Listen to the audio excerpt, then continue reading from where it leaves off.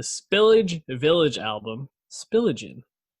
So Spillage Village, Atlanta hip hop group, collective, I guess we'll call it. Kind of led by Earth Gang. We have a lot of JID on this. We have Black is on this, right? 6 Lack. For the very same. And a couple of other people popping in. Benji, I think, has a moment here. Chance jumps on this record. I haven't listened to the first couple of projects from Spillage Village, and in kind of like just kind of seeing what the general consensus was around this album online, I saw a lot of mixed reviews on review sites about this, because this seems to be a bit of a shift from what people expected from Spillage Village. When you have JID and Earth Gang, you kind of expect this bombastic sound where it's these crazy beats and they're just kind of going off on them. This is a lot more like an Earl record in a way, where you're getting jazzy, funk influence sound. I mean, I guess Earl's a little bit more chopped and screwed than this, but it really is such a downtoned sound that I think people weren't expecting this. How are you feeling though after listening to Spilligion? Yeah, I also had a mixed reception to it, and I think that's because of the baggage I'm going in what I expect from JID and Earth Gang, right? And Spilligion, the genesis of this album is interesting to read about. There's a lovely feature on Rolling Stone about how this came to be, and that Spillage Village collective, which has grown a little bit, but JID and Earth Gang are founding members of this for the most part. That started before any of these guys were big. They were more or less just kind of scrapping in Atlanta, right? And now they're returning to this as artists signed the Dreamville Interscope, right? And you can look; this is actually credited as a Dreamville release now. And JID had rented a house in Atlanta to work on his third album, and then once COVID happened, the plans kind of shifted, and this then became a Spillage Village extended recording session, similar to those famous heavily documented sessions that Dreamville did for the Revenge of the Dreamers 3 label album last summer. And by all accounts, just about everyone in the group, except for Black, who was stuck in LA, were kind of locked down in this house during the thick of quarantine, and they were together for a few months and not even working every day, but really just kind of in the zone and being around each other. And it seems like a lot of the Dreamville people kind of like to work in this way. That's cool to hear and cool to read about. Apparently they play lots of Monopoly, and some of them are very competitive. So there's some cool stories in that feature. But it also seems like this album was shaped by the current moment we're in, right? Both not only the pandemic, but also everything that happened with George Floyd. And you can kind of hear that in the music. And I was not expecting such chorus laden, R&B laden music. I know Black is part of this, but he's not a big part of this album, right? But to me, it just seemed like JID kind of faded in and out. He's always good.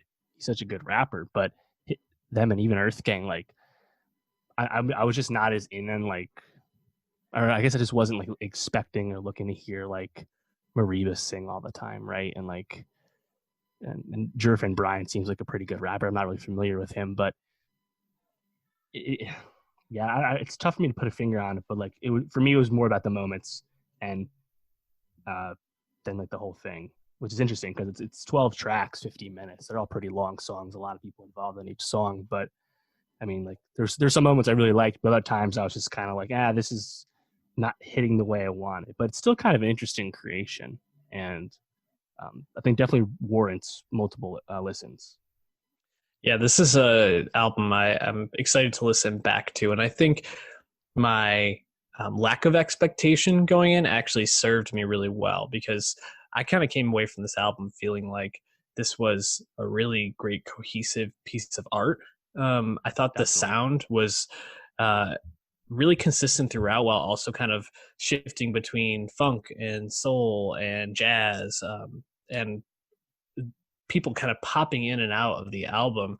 and delivering some great moments, but also all of it sounding like a whole, which is I think it's particularly difficult to do when you bring in like Chance the Rapper with Ari Lennox on a song that's a little bit more like it's a little choppier than a lot of the other songs on it. And I felt like that if that feature can work, I guess only someone like J. Cole like dropping in like obviously this being a Dreamville thing, you might expect that to happen, but I'm actually glad he wasn't, because I think having these artists outside of JID and Earth Gang and Black that are kind of more up and coming, maybe not as well known, Right. served it really well to make it feel like it was more of like a vision than like just a showcase in a sense.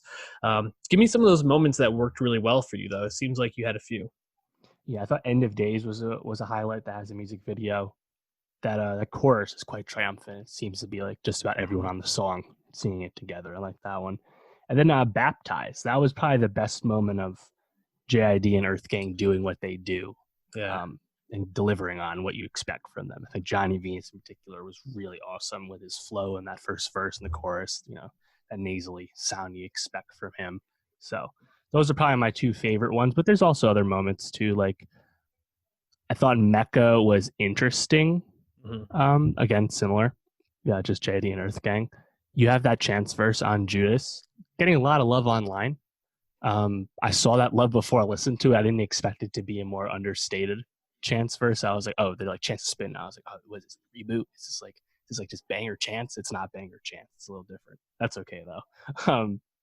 Then I don't know, like towards the end, like Hoppy or Jupiter, more cerebral music. Like as you said, it's quite cohesive. It sounds like they were hunkered down yeah. in the same house for months. It makes sense that it sounds this way. For sure. Yeah, I agree. Mecca was a standout for me. I really loved the drums and like the subtle bass line in that, just kind of like plodding along every once in a while. I really liked Happy. I thought Benji sounded really, really good singing on that. Just his verse overall, I thought flowed so well with the song.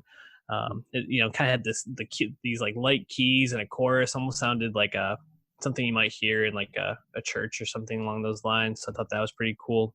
I also liked, I don't know if I'm going to say this right, Ia Allah, which then in parentheses family.